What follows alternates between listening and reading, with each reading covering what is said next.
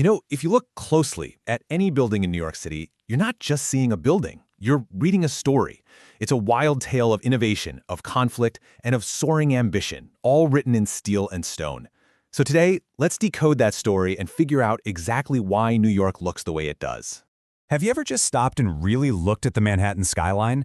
I mean, it's not smooth or uniform at all, right? It's this chaotic, jagged jumble of shapes and sizes. You've got sleek glass boxes right next to pointy stone spires, next to these weirdly tiered buildings that look like giant wedding cakes. So why? Is it all just random, or is there some kind of method to this beautiful mess?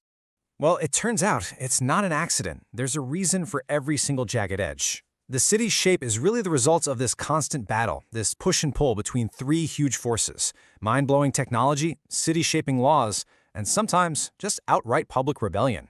Each one has left its own unique mark, sculpting the skyline we see today.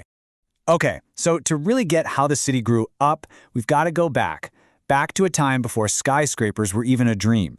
The story really starts with a fundamental shift in how we build things, from just stacking heavy bricks to assembling lightweight skeletons.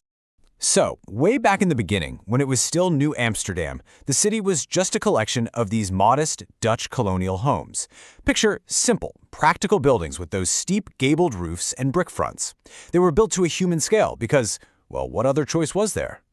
Now, this one change was an absolute revolution in building. Seriously, for centuries, a building's height was limited by its walls. The walls had to carry all the weight, so the taller you built, the thicker and heavier the base had to be, which meant you were stuck with these tiny little windows. But then, the skeleton frame changed everything. Suddenly, an internal metal structure could hold the entire building up.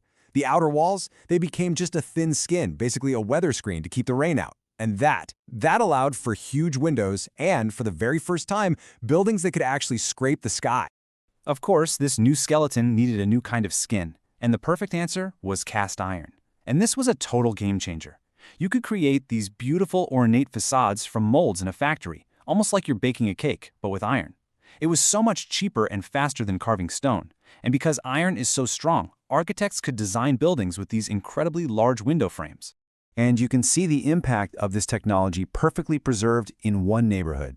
The area we now call Soho, it has the world's largest collection of these cast iron buildings. And those massive windows were designed for one reason: to flood factory floors with sunlight. It was all for practical industrial reasons, right? But decades later, that exact same light, that same open space, well, that's what brought in a whole new wave of artists, turning it into the creative hub we know today. Okay, but as technology let buildings just shoot for the sky, a whole new problem started popping up down on the ground. And this wasn't a problem tech could fix. Nope.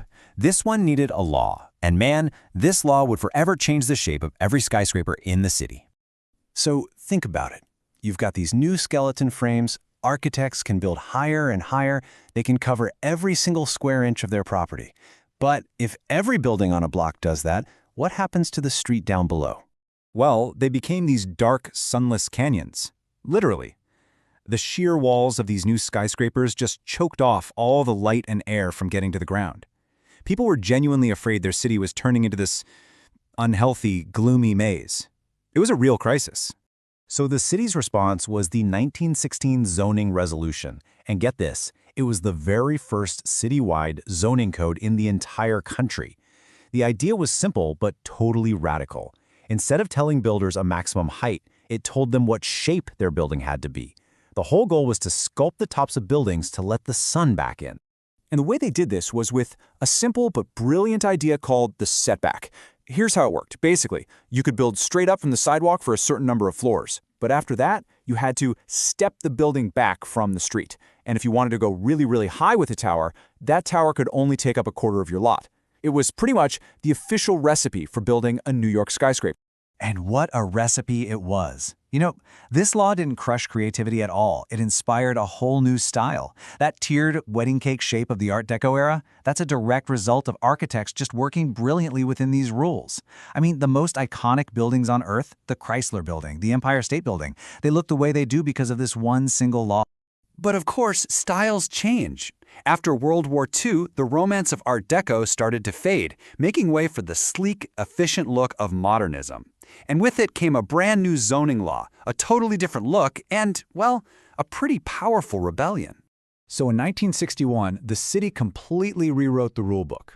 The new code got rid of the setbacks. Instead, it made builders a deal. Hey, if you create an open public plaza down at the bottom of your building, we'll let you build a taller, straight up and down tower with no steps. And this? It was perfect for the sleek, new international style of modernism. Just like that, the age of the glass box was born. And these new buildings, they were seen as the peak of progress, right? Super efficient, clean, forward-looking. But this constant, relentless push for the new, it came at a huge price. What was the city giving up to get it? And this quote, it just captures the exact moment everything changed. In 1963, the city tore down the original Pennsylvania Station. I mean, a breathtaking masterpiece of a building, just to build the modern Madison Square Garden. And the architectural historian Vincent Scully said it best. One entered the city like a god. One scuttles in now like a rat. Just think about that. The city was trading its gods for rats, and people were furious. The destruction of Penn Station wasn't just sad, it was a massive wake-up call. It lit this fire, this fierce public rebellion against tearing down the city's architectural soul. And just 2 years later, the city created the Landmarks Preservation Commission, a powerful new group with one mission: protect New York's historic gems from the wrecking ball. This was a huge shift. So we've seen this incredible dance, right? Technology, law, rebellion, all shaping the city. But the thing is, the story isn't over, not by a long shot. That same push and pull is still defining the skyline today, proving that New York is a city that is never, ever finished. I mean, that same cycle is playing out right now. You had the 80s, when postmodernism was a reaction against all those sterile glass boxes. After 9/11, rebuilding the World Trade Center became this profound statement about resilience. Then you have projects like the High Line, showing this new desire to give industrial spaces back to the people. And today, debates over laws like City of Yes are kicking up the exact same intense arguments about what the future of New York should look like. And that brings us to the final and maybe the most important question. The story of New York's skyline has always been a story about choices. What do we build? What do we tear down? And what do we save? So as the city keeps building higher and higher, the real question is, what parts of its soul, the parts written in stone and steel down on the streets, will it decide are worth